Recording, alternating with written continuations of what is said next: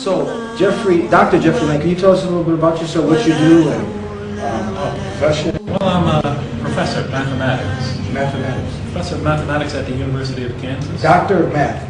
Yes. Yes. In Lawrence, Kansas. Okay, good. How long have you been doing this? Well, I've been a professor since I was 28, so that would be, 27. So that would be 26 years. 26 years. We brought you on the show because we're interested. We want to know your story, why you chose this beautiful way of life of Islam. But before that, you tell us a little about your history. You were born in America, in the States? Yes. Yeah. 1954. 1954. Yes. All right, long time. Yes. Yeah. So what way of life? Not that long. I'm not ready for the grave necessarily. No, you look quite young. Yeah. Okay. Actually, the first time I saw you, this was maybe like 5 years ago. Yeah, you don't look like you aged a day since. Oh, that's good. Well, let's hope it keeps on. So tell us, the viewers, because you see, nowadays, Islam, there's a stigma attached to it. So now, someone as bright as yourself, who's a doctor, who is an intellectual, for someone who is afraid of Islam, who doesn't understand Islam, they want to know, why would this man choose Islam as his way of life? Oh, well, I was an atheist before becoming a Muslim. You didn't believe in God? I didn't believe in God. Were you born into a family of atheists? Or? No.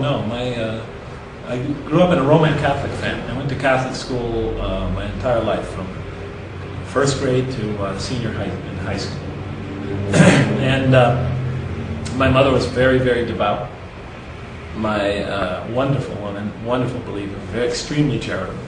My father, he believed very much in God and in the Catholic Church, but he had a terrible drinking problem. He was an alcoholic and he was very violent. So at an early stage in my life, I mean, living with a nightmare of my father's violence, and the target of that violence was usually my mother. And I remember praying when I was a little kid in bed, night after night, please take my father out of our lives. Stop this unending nightmare. The guy, it was that bad? It was that bad. I thought he was going to kill her. I thought I'd wake up in the morning and not find her there. Of course, I'm a young kid at the time, 8, 9, 10. As you grow older, you realize, oh, this has happened many times. She'll survive. So, but, it leaves very deep scars. So when I was 16,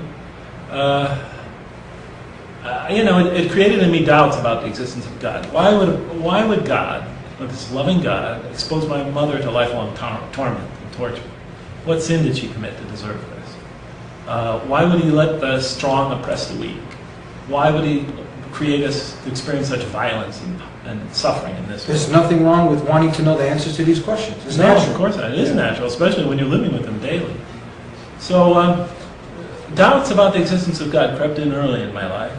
And they only got accentuated as I grew older, and we experienced the Vietnam War, experienced the race riots in cities like mine of the 60s, the assassinations of political leaders. It was rampant, or at least it seemed that way at that time. Heroes like John F. Kennedy and Robert Kennedy and Martin Luther King get gunned down, to replaced by the most corrupt rulers that we thought. So, why would God make it this way? The question, which was rooted in my childhood experience, grew as I got older. So when I was 16, since I could never find really, even though I was in Catholic school all of my life, and this is nothing against the Catholics, even though I couldn't find coherent and cogent answers to those questions, 16, I became an atheist.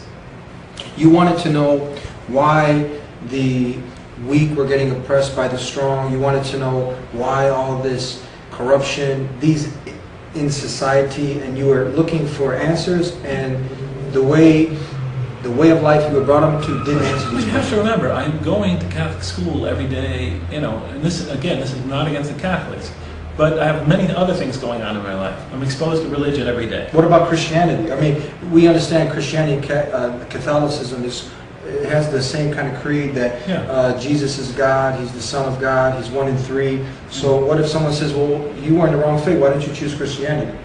Were you exposed to that at all? Yeah, well, I was a Christian at the time. Yeah.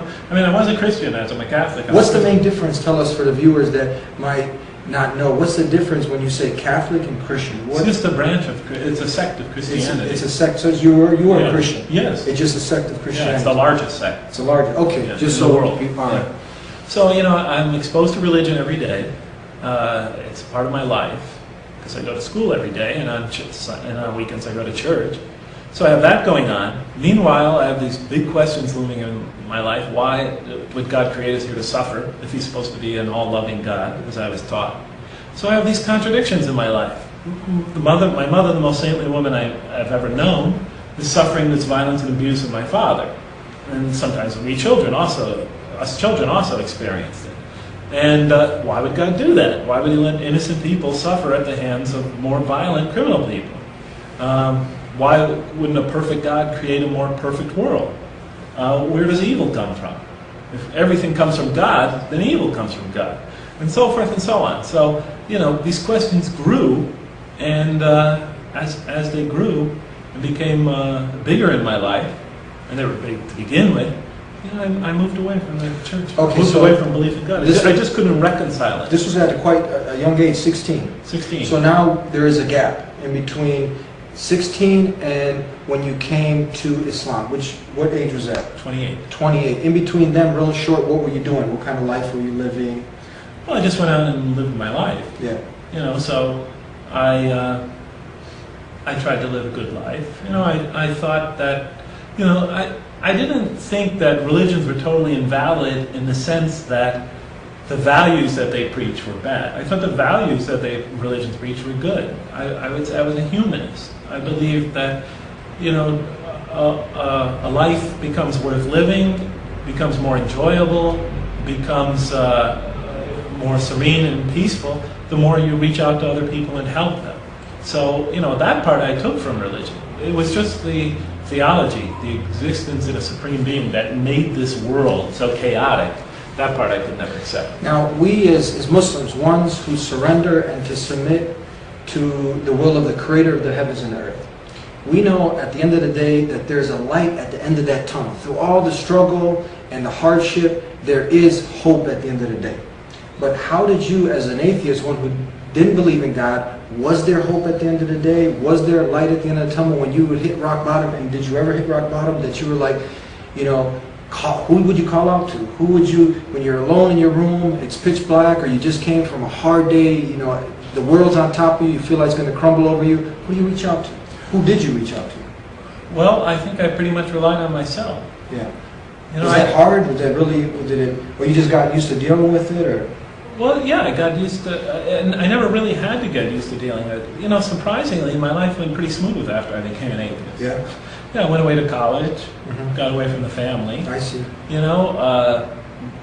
Was married, when I was around 21. The marriage didn't last, but it was a peaceful marriage. Yeah. It lasted a couple of years.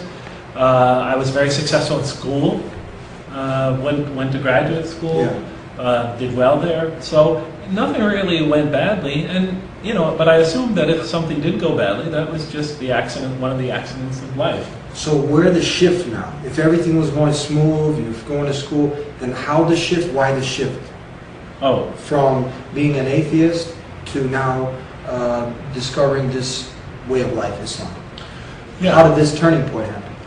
Well, when I finished graduate school at Purdue University, not too far from here, I went to my first teaching job, which was at the University of San Francisco. And there I met some Muslims, a nice family. They sort of adopted me and vice versa. Yeah. And I used to discuss these issues and these questions with them. And they had a very difficult time answering them. Yeah. And so one day, they gave me a copy of the Quran as a present, with the understanding that they couldn't answer the questions. But, perhaps if you're still interested in looking, you might look in here. They were really not the type that try to convert somebody. And I didn't feel that was their motive. If I did, I probably would have shied away and not ever seen them again. But it was like a peace gesture, It was their sincerity is just trying to give a gift. Right. We can't deal with these questions. We have no idea how to answer them. Yeah. But, this is our scripture. If you'd like to look in there to learn more about Islam.